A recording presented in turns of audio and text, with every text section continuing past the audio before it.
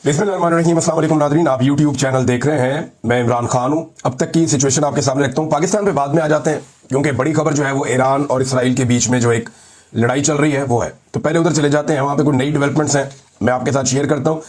एक तो अब मगरिब को बीच में आना पड़ जाएगा। उसकी वजह यह है कि इसराइल की सांस उखड़ रही है। ऐसा नहीं है कि इसराइल को बहुत ज्यादा जानी नुकसान हुआ है, लेकिन जो इसराइल के साथ हुआ वो इससे पहले कभी हुआ नहीं था। ज्यादा जानी नुकसान तो अब जो है वो हुआ वहां पे ईरान में, और उनके बड़े बड़े कमांडर जो है वो शहीद हो गए हैं। अभी जो लेटेस्ट इत्तलात हैं उनके मुताबिक ईरान के एक बड़े इंटेलिजेंस चीफ जो है पासदारान इनकलाब के इंटेलिजेंस सरबराह मोहम्मद काजमी और उनके नायब, ये दोनों इसराइली हमले में शहीद हो गए हैं। ये अभी लेटेस्ट इत्तला है। इससे पहले ये भी क्लेम किया गया कि यमन के अंदर हौसी जो एक मलेशिया है उसके चीफ, उन्हें भी शहीद कर दिया गया।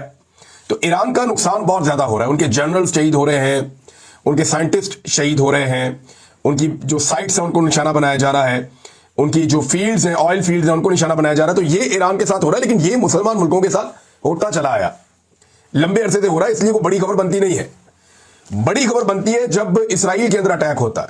इसराइल के मुख्तलिफ शहरों से जब इतलात आती है कि वहां तबाही फिर गई है और वहां से इंसान भाग रहे हैं, लोग नीचे सुरंगों में घुस गए हैं, लोग बंकर्स के अंदर चले गए हैं, जो बाहर निकलता है वो मारा जाता है, और एक हू का आलम है पूरे के पूरे इसराइल के अंदर, एक खौफ की फिजा है। जब ये चीजें वहां से सामने आती हैं तो ये दुनिया की सबसे बड़ी खबर बनती।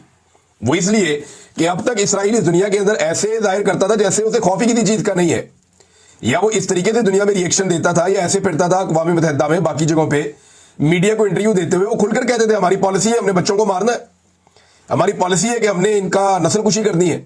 वो ये कहते थे कि हम यहां पे इनको नहीं बसने देंगे, इलाके खाली करवाएंगे। तो वो सारी चीजें जिनको इंसानी हकूक की खिलाफ वर्जियां कहा जाता है वो इसराइल खुलकर करता आया है।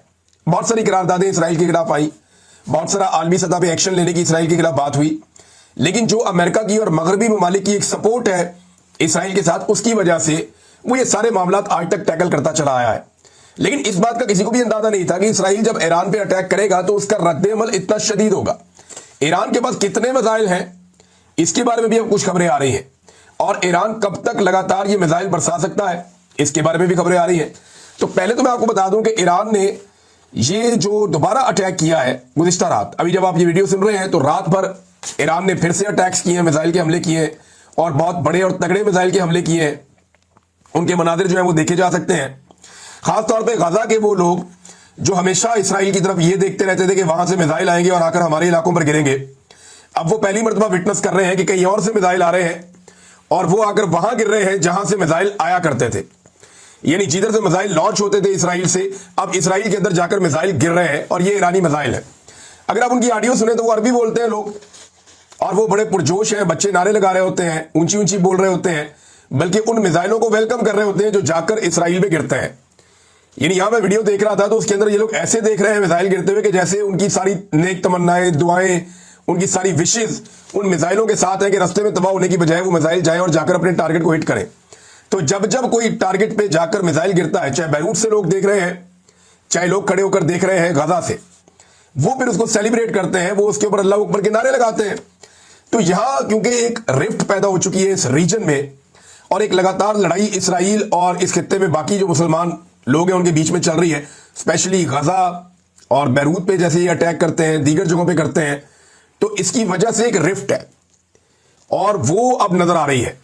यानी हमने ये मनाजिर भी देखे हैं कि जब कभी गजा के अंदर आकर बम गिरते थे तो इसराइल में पहाड़ियों पर बैठे हुए बहुत सारे इसराइली लोग जो है वो सीटियां बजाते थे, तालियां बजाते थे, खुश हो जाते थे। अब उसी तरह के मनाजिर हम दूसरी तरफ से देख रहे हैं कि वहां से भी लोग नारे लगा रहे हैं, नारे तकबीर बुलंद कर रहे हैं, खुश हो रहे हैं, बाद लोग सीटियां बजाते हैं, और वो उसी तरह महसूस हो रहे हैं जैसे उनकी अपनी तबाही के ऊपर इसराइल के लोग महसूस होते थे। तो ये पूरा खित्ता एक जंगी जुनून की लपेट में है, और ये मामला अभी इस दफा तो इसराइल ने शुरू किया, और नॉर्मली इसराइल ही शुरू करता है क्योंकि वो गजा को खाली करवाना चाहता है। अक़वाम मुत्तहिदा की करारदादें आप उठा लें, जितनी भी बातें आज तक आलमी सतह पर हुई हैं, यूरोपीय यूनियन के आप उठा लें डॉक्यूमेंट्स, वो भी यही कहते हैं कि इसराइल ज्यादती कर रहा है, ज्यादती बंद करे। फलस्तीन को तस्लीम करने के बारे में कुछ और ममालिक जो है वो इस बारे में सोच रहे हैं कि उनके साथ जो जुल्म और जबर हुआ है, अक़वाम मुत्तहिदा की रोजाना की बुनियाद पर रिपोर्टें आती हैं कि उनको इमदादी सामान नहीं जाने दिया जा रहा। तो ये बहुत सारी चीजें हैं। अब इसमें नाज़रीन जो ईरान है उसकी जानिब से एक वार्निंग मैं सुन रहा था, और वो वार्निंग बाकायदा जारी की गई है। वार्निंग ये है कि मकबूजा इलाकों के रिहायशियों के लिए ये वार्निंग है। अब ये मकबूजा इलाके वो कहते हैं जो इसराइल के एरियाज है। ईरान का ये मानना है कि ये इसराइलियों की अपनी जगह नहीं है, ये वहां फलस्तीनियों की जगह है, वो इसके मालिक है और उनसे ये जगह छीनी गई है, तो ये लोग काबिज हैं, वो इन्हें मकबूजा कहते हैं। मकबूजा इलाकों के रिहायशियों के लिए वार्निंग है। बेयारो मददगार, करप्ट और मुजरिम नेतन्याहू सरकार ने फिर से जारहियत की है। उसकी गलतियों का नतीजा तबाहकुन निकलने वाला है। बच्चों के कत्लेआम करने वाले मुजरिम रजीम को सबक आमोज और अफसोसनाक रद्देअमल देने के अलावा अब कोई चारा नहीं बचा। ईरान के बहादुर और ताकतवर मुसल्लह अफवाज के पास कोई और रास्ता नहीं बचा। बहादुर ईरानी जंगजुओं के तबाहकुन जवाबी हमलों का दायरा मकबूजा इलाकों के तमाम हिस्सों पर मुहित होगा। ये वार्निंग दे रहे हैं कि आने वाले वक्त में हम जितने मकबूजा इलाके हैं उन तमाम के ऊपर अब अटैक करने जा रहे हैं। आने वाले दिनों की यह वार्निंग है, मकबूजा इलाके खाली कर दिए जाएं क्योंकि मुस्तकबिल में आपके रहने की ये जगह नहीं बचेगी और यानी ये जगह इस काबिल ही नहीं होगी कि आप यहां पे रहें, लिहाजा इलाका आप खाली कर दें। हालिया रातों में यह तजर्बा या जो भी हालिया रातों में अटैक किया गया ईरान की जानिब से, वो हसास इमारतों और अहम अहदाफ तक महदूद रहा है। जो मौजूदा रजीम के अहम अहदाफ है वहां तक महदूद रहा है, लेकिन अब ये हमले शिद्दत इख्तियार करेंगे। अब ये बता रहा है ईरान के जनाब, अब हम हमले का दायरा बढ़ाने वाले हैं, लिहाजा सिविलियन यहां से निकल जाएं और जाएं। और यहां पे जो रजीम है नेतन्याहू का, ये बड़ा जालिम है, ये बच्चों को कत्ल करता है और अब इन्हें इसका सामना करना पड़ेगा। और ये लड़ाई इसराइल ने शुरू की है, जिसके नतीजे में, जारहियत के नतीजे में हमारे पास कोई रास्ता नहीं है इसका जवाब देने के अलावा। तो ये है नाज़रीन ईरान का मौक़िफ़। दूसरा, मैंने आपको बताया था कि बाकायदा जो सुप्रीम कमांडर है उन्होंने ये कह दिया ईरान के कि जनाब हम तो अब एटम बम बनाएंगे, अगर आप बना सकते हैं, आप रख सकते हैं, तो हम क्यों नहीं रख सकते? आपके पास अगर तबाही फैलाने वाले हथियार हैं तो हमारे पास क्यों नहीं हो सकते? आप होते कौन है ये फैसला करने वाले कि हम क्या रखेंगे और क्या नहीं रखेंगे?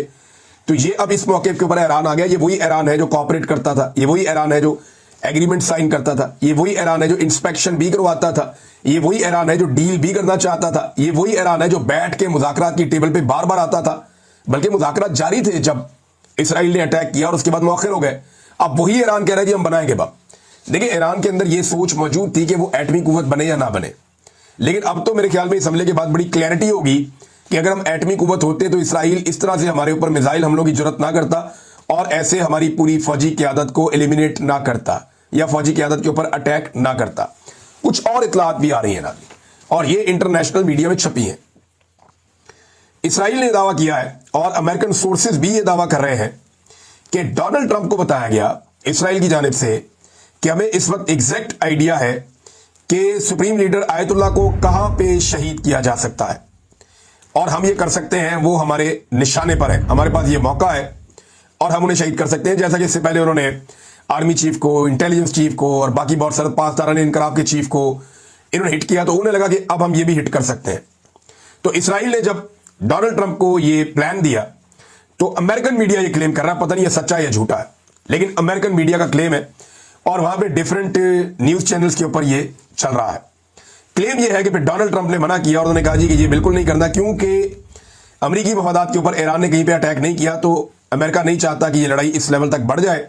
और अमेरिका ने, डोनाल्ड ट्रंप ने इसमें मुदाखलत की है बकौल उनके, हो सकता है ये सच हो सकता है झूठ हो, लेकिन इसराइल ने अमेरिकन ऑफिशियल्स के मुताबिक, जो खबर बाहर आई उसके मुताबिक, इसराइल ने अमेरिका से ग्रीन सिग्नल मांगा था खमीनी साहब के लिए कि वहां पे अटैक किया जाए, लेकिन वो मना कर दिया गया। दूसरी जानिब हालात इसराइल के लिए बहुत मुश्किल हो गए हैं। डोनाल्ड ट्रंप कह रहा है जी कि मैं आप लड़ाई रोक दूंगा और मैं इसके लिए पूरी कोशिश कर रहा हूं, ईरान और इसराइल के दरमियान जल्दी अमन कायम हो जाएगा। डोनाल्ड ट्रंप ने इस सिलसिले में बहुत सारे लोगों से बातचीत करना शुरू कर दी है। खासतौर पर डोनाल्ड ट्रंप ने बातचीत की है प्यूटन से, क्योंकि उसे इस बात का आइडिया है कि चीन का और रशिया का कुछ ईरान के साथ ऐसा ताल्लुक है कि वो ईरान को मजीद हमले करने से रोक सकते हैं या इस मामले को कूल डाउन कर सकते हैं। लेकिन ईरान का जितना बड़ा नुकसान हो गया ना, अब ईरान को इस बात में कायल करना भी मुश्किल है कि वो फौरी तौर पे ये हमले बंद कर दे। और ईरान हमले बंद करते करते भी बहुत सारे मिसाइल दाग देगा। ईरान के पास मिसाइल कितने हैं ये पहले बताता हूं, फिर ये बताता हूं कि नेतन्याहू अब क्या चाहता है। और उसको ये समझ आ गई है कि अकेला इसराइल ईरान का मुकाबला नहीं कर सकता। देखिए, अब ईरान का मुकाबला तब तक नहीं कर सकते ये सारे मिलकर भी जब तक ये ईरानी सरजमीन पर नहीं उतरेंगे।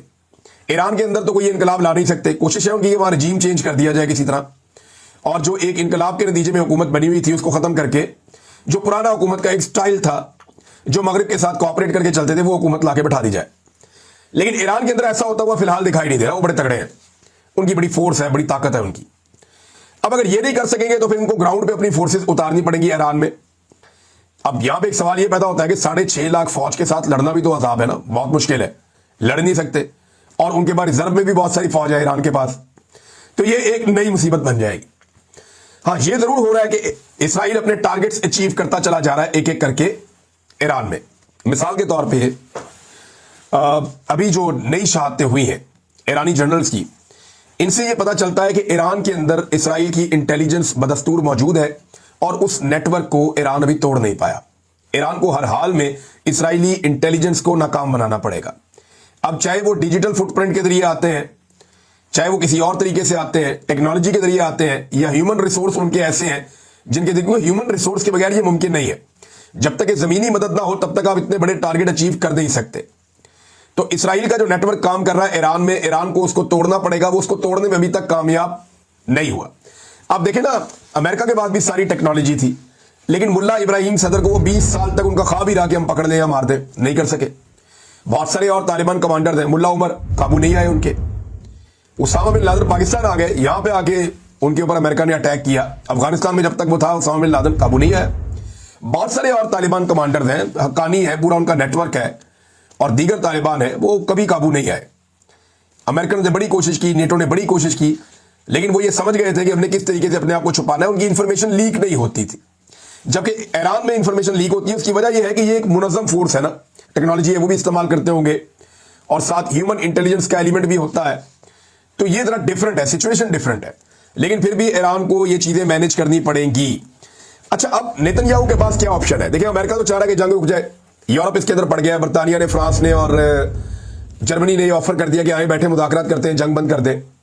जो ईरान के इत्तेहादी है उनके साथ राब्ते किए जा रहे हैं, तुर्की से राब्ता किया जा रहा है, पाकिस्तान से राब्ता किया जा रहा है, बाकी मुल्कों से, सऊदी अरब से, कि किसी तरह चीजों को कूल डाउन करे।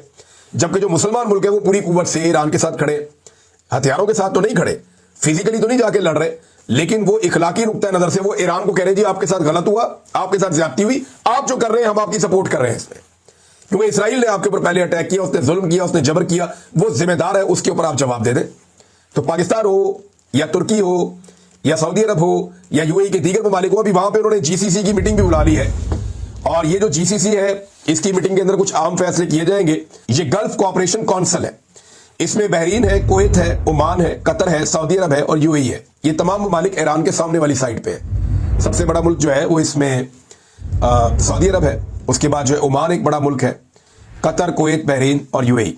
ये 6 ममालिक अब बैठेंगे और इस सूरत के ऊपर जायजा लेंगे, क्योंकि इस जंग के बाद आलमी मंडी के अंदर तेल की कीमत कुछ बढ़ी है। लेकिन जैसे ही तेल की कीमत बढ़ी तो पाकिस्तानी गवर्नमेंट ने बिल्कुल इंतजार नहीं किया और फौरी तौर पे पाकिस्तानी अवाम के लिए तेल की कीमत बढ़ा दी।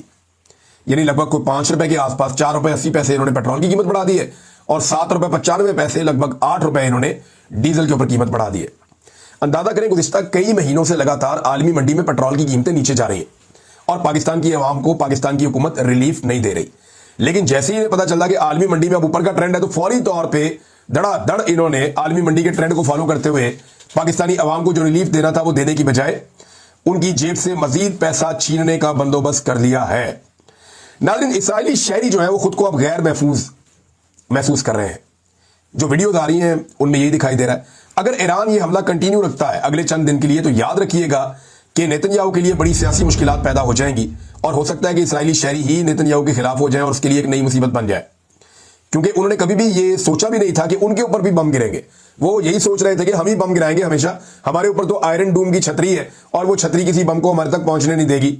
लेकिन अब बिल्डिंगें भी गिर रही हैं, इमारतें भी तबाह हो रही हैं, इंस्टॉलेशंस भी तबाह हो रही हैं, एनर्जी जहां पे ये स्टोर करते हैं या जो इनके एनर्जी के प्लांट्स हैं वो भी तबाह हो रहे हैं, जहां पे इनका फ्यूल के स्टेशन हैं या डिपोज हैं वो भी तबाह हो रहे हैं। तो जब इतनी तबाही फैल रही है और ये तबाही आने वाले वक्त में मजीद फैलेगी, उसकी वजह मैं आपको बताता हूँ। यहां पे मैं आपको दिखाता हूं कुछ और मिसाइल्स हैं जो अभी तक ईरान ने इस्तेमाल नहीं किए। अभी तक जो फतह 2 है उसको इस्तेमाल नहीं किया और जो सजल है उसको इस्तेमाल नहीं किया। ये 2 बड़े खतरनाक हथियार हैं ईरान के पास, लेकिन ईरान ने इन दोनों हथियारों को इस्तेमाल नहीं किया। इनकी रेंज भी बहुत ज्यादा है, ये मैक 5 की रफ्तार से जाते हैं, यानी बहुत तेज रफ्तार ये मिसाइल्स हैं और ये उसकी बेस्ट रफ्तार के ऊपर जाते हैं। और यानी ये काला वाला मिसाइल अगर आप अपनी स्क्रीन पे देखें तो ये ईरान का बना हुआ मिसाइल है, ये 1400 किलोमीटर तक की इसकी रेंज है और ये वॉरहेड को भी ले जाता है और खासा तगड़ा मिसाइल है, ये अभी तक ईरान ने इस्तेमाल नहीं किया। फिर सैजिल मिसाइल जो है ये भी ईरान का बनाया हुआ मिसाइल है, इसको भी उन्होंने इस्तेमाल नहीं किया। ये 2000 से 2500 किलोमीटर तक उसकी रेंज है, यानी बड़े आराम से ये इसराइल के हर कॉर्नर को निशाना बना सकता है। और ये भी बैलिस्टिक मिसाइल है, सॉलिड फ्यूल इसके अंदर इस्तेमाल होता है और ये भी एक बड़ा एक्यूरेट मिसाइल है, 10 मीटर की रेंज के अंदर गिरता है। जहां पे आपने मारना है ये मैक्सिमम अगर इसके अंदर एरर आएगा तो 10 मीटर का आएगा, 2500 किलोमीटर दूर जाके भी। तो ये भी अपने टारगेट को हिट करने वाला मिसाइल है, बड़ा मिसाइल है। तो अभी तक ईरान ने इनको इस्तेमाल नहीं किया। ईरान के बहुत सारे खुफिया मिसाइल और हथियार जिनके वो तजर्बे करता रहा गुज़िश्ता 10-15 साल में, वो उसने इस्तेमाल नहीं किए अभी तक। और उसके पास मिसाइलों का जखीरा कितना है, इस हवाले से कुछ इतलात गर्दिश कर रही है कि अगर ईरान ये हमले 1 साल तक जारी रखे या इससे ज्यादा अरसे तक जारी रखे, तब भी वो रोजाना की बुनियाद पर यह मिसाइल दाग सकता है। उसने इतनी बड़ी मिसाइल सिटी बनाई है। यानी ईरान को पता था कि एयरफोर्स उनके पास है नहीं, उन्हें यह भी आइडिया था कि बहरी बेड़ा भी वो नहीं बना सकते दुनिया की मदद के बगैर। मगरबी ममालिक उनको मदद कर नहीं रहे, उनके ऊपर पाबंदियां लगी हुई है कई दहाइयों से। वो बेचारे इकट्ठा ही नहीं कर पाते सामान हरब, या ले नहीं पाते नए तैयारे, या ले नहीं पाते नए बहरी जहाज या फाइटर्स। तो वो ये नहीं कर पा रहे थे, तो उनको आइडिया था कि एक चीज है जो वो खुद कर सकते हैं, जो उनको बचा सकती है, और वो है मिसाइल टेक्नोलॉजी। तो इसी पे अकेली पे काम किया ऐसा लगता है ईरान ने, और बड़ा टकाकर काम किया है, और वो काम अब दिखाई दे रहा है। तो नाज़रीन, हम बात कर रहे थे कि नेतन्याहू के पास रास्ता क्या बचा है। नेतन्याहू के पास रास्ता यह है कि वो किसी तरह अमेरिका को घसीट के इस लड़ाई के अंदर ले आए। वो इंटरव्यू दे रहा था, उसने इंटरव्यू देते हुए कहा कि मेरी खिड़की में आकर भी बम लगा है मेरे बेडरूम की, और ईरान ने वहां तक मारा है। और वो अपने आप को जूनियर पार्टनर कह रहा था जानबूझ के, कि सीनियर पार्टनर तो डोनाल्ड ट्रंप है, ये लड़ाई तो डोनाल्ड ट्रंप की है, ये तो लड़ मैं रहा हूं। यानी इस किस्म का इंटरव्यू दिया नेतन्याहू ने, और ऐसे शो किया एंकर के सामने कि जैसे लड़ाई तो ये डोनाल्ड ट्रंप की और अमेरिका की है, मैं तो जूनियर पार्टनर हूं, मैं तो रास्ते में खड़ा हूं ईरान के। लड़ाई तो डोनाल्ड ट्रंप को मारना चाहते हैं, उसे कत्ल करना चाहते हैं, और उन्होंने मुझे कत्ल करने की कोशिश की भी है। तो अब पूरी कोशिश है नेतन्याहू की, उसको समझ आ गई है कि अकेले इसराइल से लड़ना, चाहे उसको जितने मर्जी हथियार फराहम किए जाएं, उसके बस की बात नहीं है। दो चीजें होना बहुत जरूरी है, दोनों में से एक चीज होना बहुत जरूरी है। या तो वो कोई रिजीम चेंज कर दे ईरान में, मुमकिन दिखाई नहीं दे रहा, या वो ग्राउंड पे अपनी फोर्सेज उतार दे, ऐसा रिस्क कोई ले नहीं रहा। तो वो अमेरिका को अब लड़ाई के अंदर ड्रैग करना चाहता है, लाना चाहता है, ताकि ये मामला खत्म हो। अभी कुछ इतलात ऐसी भी आ रही हैं कि इसराइल ने खुद से राब्ता किया मगरबी ममालिक से कि ये जंगबंदी करवाई जाए। तो क्या ईरान अब जंगबंदी पे राजी हो जाएगा? जिस तरह का नुकसान ईरान का किया गया, उसके बाद हाइपरसोनिक मिसाइलों की एक बारिश हो रही है इस वक्त इसराइल के ऊपर। कुछ रोक भी लिए जाते हैं, लेकिन बहुत सारे जाकर हिट होते हैं। तो इसराइल को पहली मर्तबा अंदाजा हुआ कि ये इतना आसान नहीं था। ईरान ने एक और फैसला भी किया है, और ये भी खबरें चल रही थी कि इसराइल के दिफा में जो ममालिक सामने आएंगे, इसराइल उनके अहदाफ को निशाना बनाएगा। मिसाल के तौर पे यहाँ पे इस खित्ते में बहुत सारे अमेरिकन बेड़े हैं, उनके मरीन्स हैं, उनके बहुत सारे एसेट्स हैं यहाँ पे, और नेटो के भी लोग हैं यहाँ पे, दीगर मुल्कों के। तो अगर वो कहीं इसराइल की मदद के लिए उनमें से कोई आता है, तो ईरान ने क्लियर कर दिया कि फिर हम उनको निशाना बनाएंगे, हमारे पास कोई और रास्ता नहीं होगा। अब आ जाए नाज़रीन पाकिस्तान की जानिब। मैंने आपको एक खबर दी थी, और पाकिस्तान तहरीक इंसाफ के लोगों से मेरा राब्ता हुआ है। उन्होंने ये कहा कि अली अमीन गंडापुर साहब का बयान वाकई गलत है, और ये तहरीक इंसाफ और इमरान खान साहब की पॉलिसी नहीं है। इमरान खान साहब की पुरअमन तहरीक को नुकसान पहुंचा सकता है अली अमीन गंडापुर का ये बयान, और इंतजार वो लोग इस बात का कर रहे हैं कि इमरान खान साहब से उनकी मुलाकात हो, और वो ये मामला इमरान खान साहब के सामने रखें और उनसे पूछें कि जनाब ये तो गोलियां चलाने की बातें हो रही हैं, बंदूकें लाने की बातें हो रही हैं। तो फिर इमरान खान साहब जो बात करेंगे उसको फिर समझा जाएगा कि वो उनकी जानिब से बयान है। दूसरा, इमरान खान साहब को ताने दिए जा रहे हैं कुटाउट्स की जानिब से कि उनका स्टेटमेंट क्यों नहीं आया इसराइल और ईरान के मामले पे। तो भाई जिस वक्त इमरान खान साहब की मुलाकात हो जाएगी, किसी से भी हो जाए, तो फौरी तौर पे इमरान खान साहब ये स्टेटमेंट दे देंगे, और वो स्टेटमेंट सुनने के बाद उनकी सोशल मीडिया की टीम वो सोशल मीडिया पे डाल देगी। और ये बड़ा क्लियर है, ये जब भी आप उनसे पूछेंगे, इमरान खान साहब को अगर 15 दिन के लिए आप अकेला कर देते हैं, आजकल उनको दोबारा से आइसोलेट किया हुआ है, और ये आइसोलेशन तब शुरू हुई इमरान खान साहब की। मुझे आइडिया हो गया था उस दिन जब इमरान खान साहब ने बुशरा बीबी को लेकर एक स्टेटमेंट दिया था कि आसिम मुनीर साहब बुशरा बीबी साहिबा की कोई मिन्नत कर रहे थे, या उन तक अप्रोच कर रहे थे अपने आप को, या अपने ओहदे के लिए, या कोई इस तरह की चीजें इमरान खान साहब ने कही थी। मैं क्योंकि हज पे था तो मैं वो पूरा स्टेटमेंट पढ़ नहीं सका, लेकिन मुझे आइडिया हो गया था उसके लुबे लुबाब से, वो जो 2-4 चीजें मैंने देखी थी, मुझे उससे आइडिया हो गया था कि अब इमरान खान साहब के ऊपर दोबारा सख्ती की जाएगी, क्योंकि उन्होंने दोबारा आर्मी चीफ आसिम मुनीर साहब को चैलेंज किया है। और वही हमने देखा बाद में दोबारा से इमरान खान साहब का जो एक खुला बयान आया, उसके बाद इमरान खान साहब को दोबारा से कैद तन्हाई में डाल दिया गया, और इतने अहम मौके पर भी उन्हें यह मौका नहीं दिया जा रहा कि वो अपना स्टेटमेंट जारी करें। नाज़रीन, आसिम मुनीर साहब के खिलाफ जो एहतजाज हुआ अमेरिका में, उस पर काफी तशवीश है, और उनके हक में जो लोग आए वो सिर्फ 6 लोग थे, बड़ी मैं मोहतात अंदाजे में आपको बता रहा हूं कि ड्राइवर मिला के 6 लोग थे जो आसिम मुनीर साहब के हक में एहतजाज करने के लिए आए थे, जबकि दूसरी जानिब सैकड़ों लोग थे जो उनके खिलाफ एहतजाज करने के लिए आए थे। जो लोग आसिम मुनीर साहब के हक में एहतजाज करने आए थे, मुबैना तौर पर उन्हें पाकिस्तानी सफारत खाने ने जो है वो इंटरटेन किया है, जबकि जो बाकी मुजाहिरीन है उनको खौफजदा करने के लिए उनकी फर्दन फर्दन वीडियोज बनाई गई हैं और उनकी वीडियोज मुख्तलिफ एंगल से बनाई गई हैं ताकि उन्हें खौफजदा किया जाए कि आपको इसके नताइज भुगतने पड़ेंगे। तहरीक इंसाफ ने व्हाइट पेपर जारी किया है मौजूदा हुकूमत के खिलाफ और उनके बजट के खिलाफ, और ये बताया गया तहरीक इंसाफ की जानिब से, आलिया हमजा साहब प्रेस कॉन्फ्रेंस कर रही थी कि 111 कंपनियों को टैक्स की छूट दे दी गई है। इसमें 35 कंपनियां ऐसी हैं जो फौज की हैं।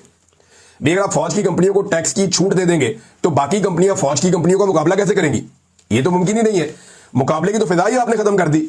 उन्होंने कहा कि जिनमें से 35 कंपनियां फौज से मुंसलिक हैं और सारे का सारा बोझ इन 111 कंपनियों के टैक्स का जो बोझ है वो तनख्वाहदार तबके पर डाल दिया गया है।